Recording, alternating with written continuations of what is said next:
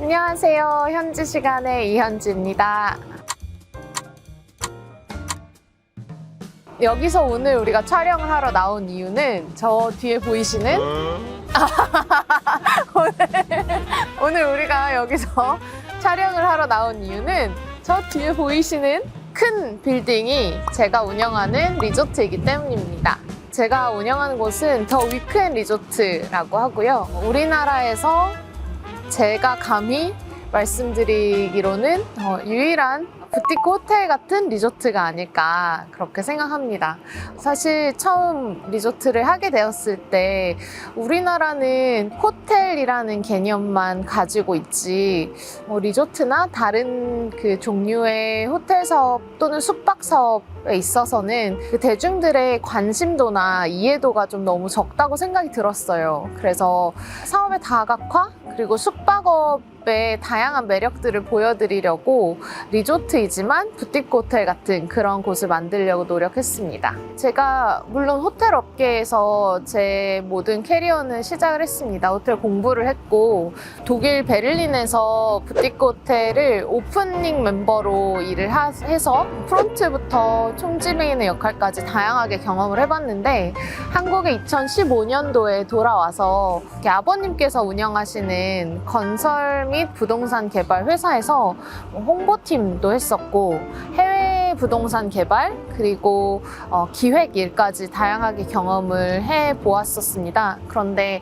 건설과 개발이라는 그런 업종에 있다 보니까 굉장히 좋은 기회로 지금 뒤에 보이시는 건물이 경매에 나왔다는 이야기를 듣게 됐어요. 와서 봤는데 사실 건물 자체는 너무 노후화되고 낙후되었던 상황이었는데 그 자체만으로는 매력이 없었지만 이 위치적인 조건이 너무 좋았거든요. 제가 호텔 공부를 할 때 교수님께서 해주신 말씀 중에 하나가 호텔은 3가지 요소가 있는데 로케이션이다 그렇게 말씀하셨어요. 그 인수를 하고 운영하고 있는 리조트의 가장 큰 장점은 인천 지역에서 유일하게 바다와 해수욕장을 끼고 있다. 이렇게 걸어서 해수욕장에 내려갈 수 있다. 이런 입지는 인천 지역 통틀어서 제가 알기로는 없는 걸로 알고 있고요. 그리고 주 해수욕장을 다 조망할 수 있는 그런 입지? 그리고 이 주변에서 가장 높은 고층 건물이다. 이 3가지가 입지적으로 저한테 굉장히 매력이 돼서 다가왔던 것 같아요. 그리고 거의 10,000평이 조금 넘는 그런 연면적을 가지고 있기 때문에 이 공간 안에서 다양한 그런 면모들을 시도해 볼 수 있겠다? 그래서 그걸 보고 나서 내 경력과 내 지식과 내가 배운 배경을 좀 살려볼 수 있는 기회가 되겠다라고 생각이 되어서 리조트 인수를 결정하게 되었습니다.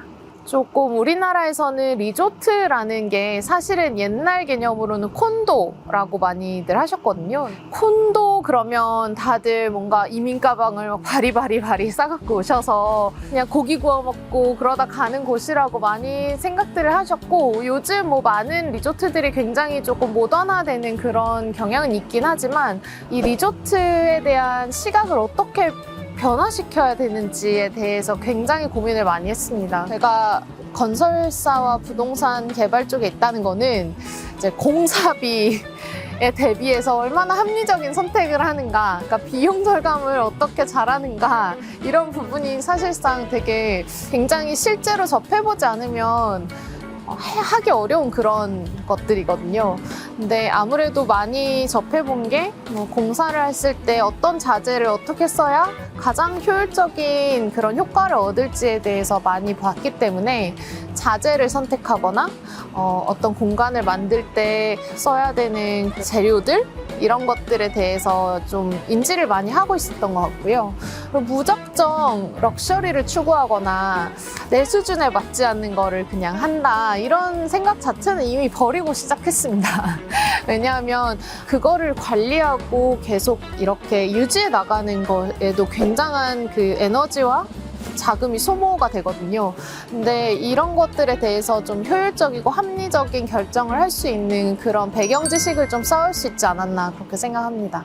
건설사에서는 뭐 미적 감각? 뭐 이런 거는 크게 중요하게 여기지 않으시는 것 같아요. 물론 이거는 회사마다 다 다릅니다. 굉장히 우리나라에서 네로라는 그런 큰 대기업들에서는 요즘 굉장히 새로운 시도들 많이 하고 있지만 사실 운영을 해나가는 입장에서는 같은 공간을 여러 해 동안 굉장히 다양한 분들을 모시면서 운영을 해나가야 되기 때문에 도배를 어떤 식으로 할 것인가, 뭐 어떤 벽지를 쓸 것인가, 뭐 이런 거에서도 무슨 이런 결정을 하냐 그리고 공사비만 올라갈 건데 왜 이런 걸 방안에 두냐 긍정적이지 않은 피드백을 많이 들었던 것 같아요. 그런데 그거를 무릅쓰고 나만의 결정을 해나가는 그 과정들이 저한테 되게 배움의 한 축이었고, 제가 만드는 공간에서 제가 쓰는 색감이나 제가 가지고 있는 서비스에 대한 철학이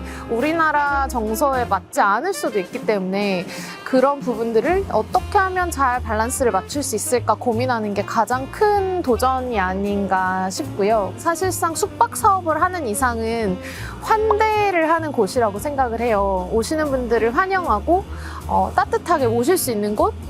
근데 이런 부분들을 저희 리조트에서도 잘할 수 있다는 거, 호텔보다 더 잘할 수 있다는 거를 보여드리고 싶어서 그 부분을 가장 많이 고민했던 것 같습니다.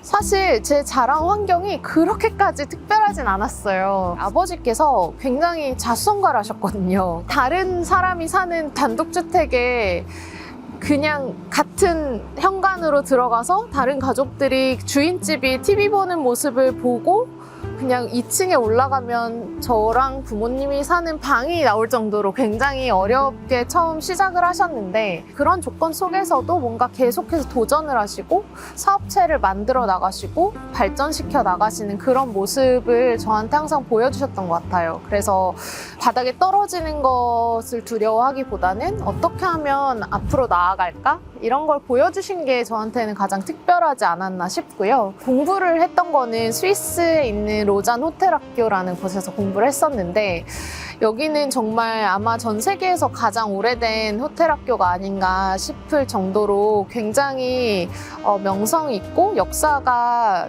긴 그런 호텔학교거든요. 제가 굉장히 자부심을 가지고 있는 모교입니다. 근데 여기에서는 학생들도 정장을 무조건 입고 구두를 신고 있지 않으면 푸드코트에서도 밥을 먹을 수 없는 그런 곳이에요.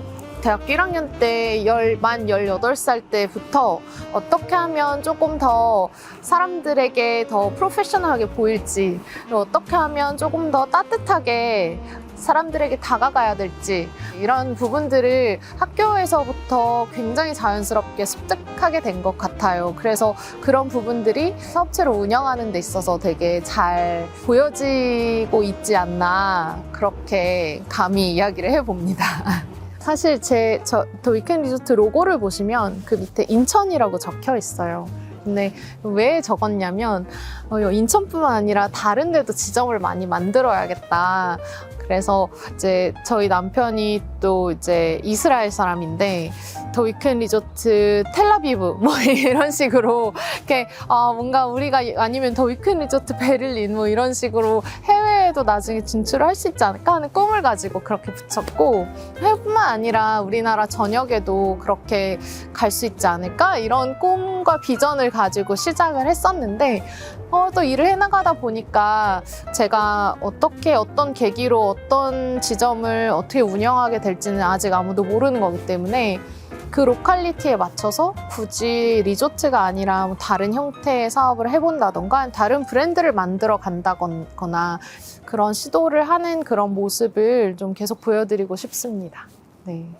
오늘 저희 리조트에 대한 간략한 소개를 좀 드리고, 제가 리조트 운영하는 것들에 대해서 좀 저희 철학 이런 걸 좀 나눠봤는데, 궁금하신 것이나 아니면 더 알고 싶으신 점, 리조트에 대해서 궁금하신 점 있으시면 댓글로 남겨주시면 감사하겠습니다. 현지 시간은 오후 3시 55분입니다.